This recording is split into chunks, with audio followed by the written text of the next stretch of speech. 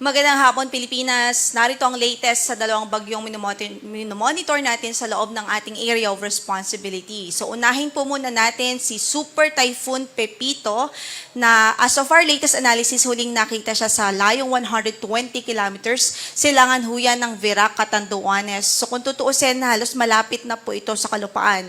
Yung rain bands o outer part nitong bagyo ay nakakaapekto na ngayon sa malaking bahagi ng Bicol Region at ng Eastern Visayas. Taglay pa rin ito ang lakas ng hangin umaabot sa 195 kilometers per hour near the center at gustiness o yung pagbugso ng hangin umaabot po sa 240 kilometers per hour. So kung mapapansin natin yung kanyang strength napakalakas po 195 kilometers per hour. Mapaminsala itong bagyong ito kaya nga't nasa super typhoon category at base po sa ating signal, yung latest na signal na pinalabas po natin, signal number 5 na ngayon, dito po sa Catanduanes, maging sa northeastern portion ng Camarines Sur, habang signal number 4 dito sa Camarines Norte, northern and southeastern portion ng Camarines Sur at northeastern portion ng Albay. Uulitin lamang po natin signal number 5 sa Catanduanes at northeastern portion ng Camarines Sur. So meron tayong extreme threat to life and property due to Super Typhoon Pepito. Habang dito sa signal number 4, significant to severe threat to life and property. So, balikan lamang po natin itong radar image na nakuha po natin sa ating Doppler radars at nakita nga po natin yung rain bands nitong bagyo ay nakalapat na o nakakaapekto na sa Bicol Region and some parts of Eastern Visayas. Ito yung kanyang sentro po. So, approaching po ito sa landmass at nakikita natin papalapit ito sa Catanduanes. Sa atin pong forecast, possible po na between 8 p.m. to 11 p.m. tonight ang landfall scenario. Pero, meron din pong increasing chance na ito pong mata ay bahagyang umakyat ng bahagya at hindi po siya totally lumapat sa landmass. But nevertheless, yung effect po niya dito sa Catanduanes, sa Camarines Sur, Albay, Sorsogon, sa halos buong Bicolandia, ay same lang o pareho lang ang effect. Whether lumapat po siya totally sa Catanduanes o maglandfall o hindi po at tumaas po ng bahagya. So again, reminder po, same lang po yung kanyang effect dahil yung eye wall ng bagyong si Super Typhoon Pepito, pwedeng maranasan po yan sa Catanduanes at ilang bahagi ng Camarines Sur, Albay at sa mga dadaanan pa po nitong bagyo. Kaugnay dyan, signal number 3 naman ngayon, sa Polillo Islands, northern and eastern portions ng mainland Quezon, rest of Camarines Sur, rest of Albay, northern portion of Sorsogon, eastern and central portions of northern Samar, northern portion of eastern Samar. Signal number 2 naman, sa southern portion ng Isabela, Quirino, Nueva Vizcaya, Ifugao, Benguet, La Union, Pangasinan, Aurora, Nueva Ecija, Bulacan, Tarlac, Pampanga, Zambales, maging dito po sa Bataan. At signal number 2 din sa Metro Manila, Cavite, Rizal, rest of Quezon, Laguna, Marinduque, rest of Sorsogon, Burias Islands, Antigua Island, central portion of Eastern Samar, northern portion of Samar, and rest of northern Samar. So, paalala lang din po natin, baka may nagtatakang mga kababayan natin na signal number 2 ngayon, pero maaliwalas yung panahon, halos walang nararamdamang sama ng panahon. That is because meron po tayong lead time na halos 24 oras pa po. So, posible po nating maramdaman sa ilang lugar ito, depende po sa pagtahak o sa pagtakbo ng bagyong ito, posible natin maramdaman yung sama ng panahon sa mga susunod na oras. So, meron tayong lead time na 24 hours pa po.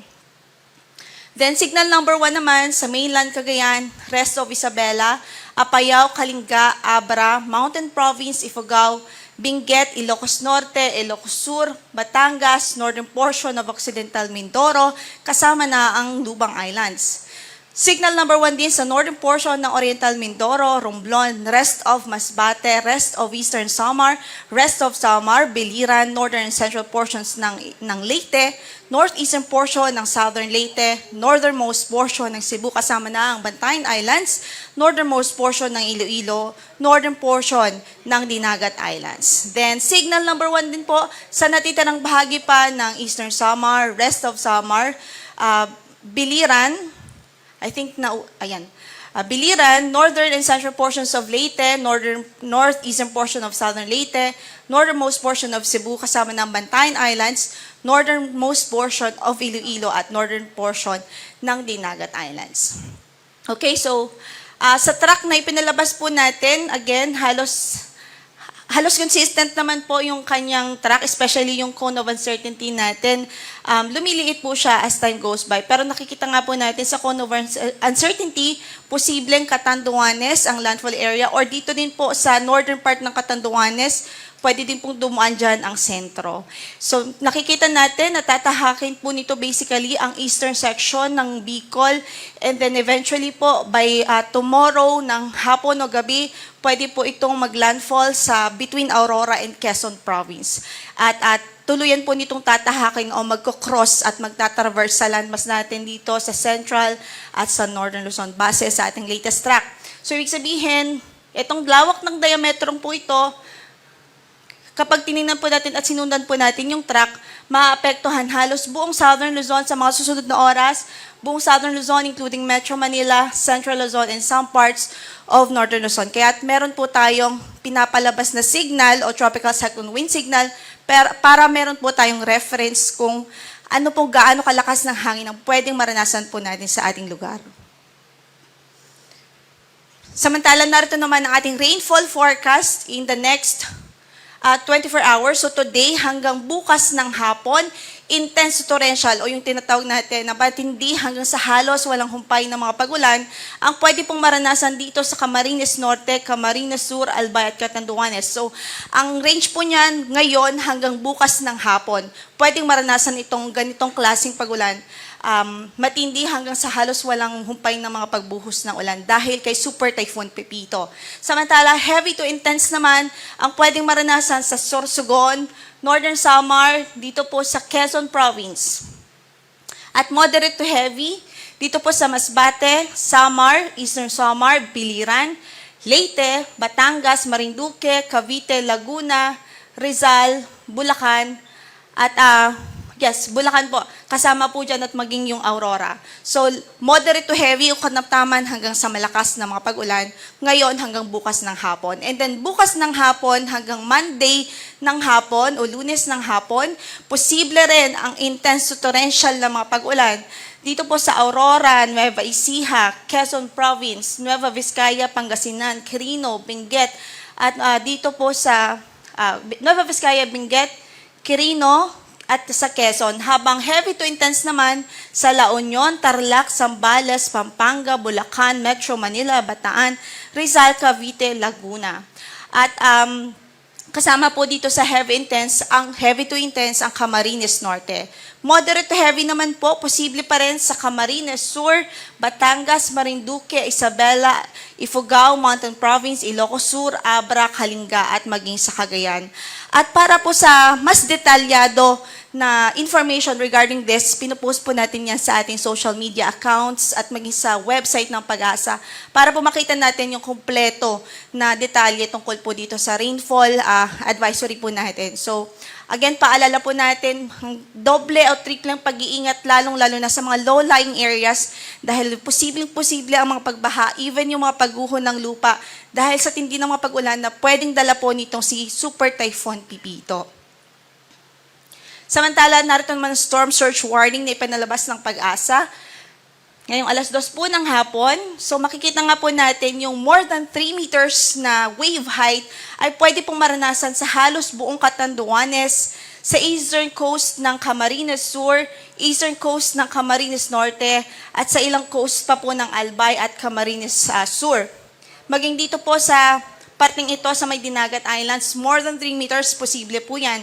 And then dito po sa coast ng La Union.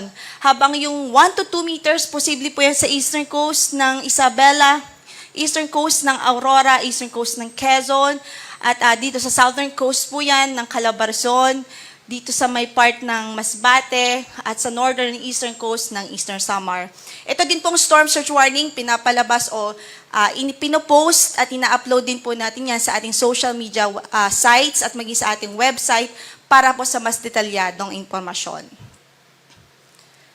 Samantala, ito din po yung tinatawag natin possible flood height due to 3 meters storm surge height. So, for Quezon Province, sa areas po na ito, posible po yung 3-meter storm surge height o yung daluyong dito po sa isla, sa part ng Polillo Islands, sa eastern coast po ng Mauban, Quezon, dito po sa Pagbilao, sa Padre Burgos, Lucena City, posible din po yung storm surge o inundation dahil sa storm surge o daluyong. So para po makita po natin yung detalyadong information dito, nasa website at nasa Facebook page at Twitter accounts, X accounts din po natin ito.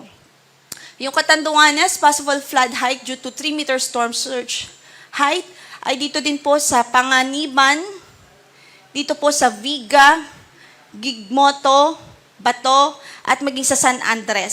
So, ayan, visit our website and yung ating Facebook page din po para makita natin yung detalye at kung anong mga specific na municipalities o lugar. Samantala sa Northern Samar, dito po mataas din po yung tsansa ng inundation or nadulot ng storm surge na almost 3 meters height. Dito po sa San Policarpo, sa Lapinig, Arteque, at dito po sa Sulat, San Julian. Okay, ito po yung karagdagan na information, yung ating high tide for today. So, in-include po natin yung 5 p.m. onwards. So, makikita natin for Giwan Eastern Samar at 5:59 kanina, halos 0.94 meters yung taas po ng tidal height natin.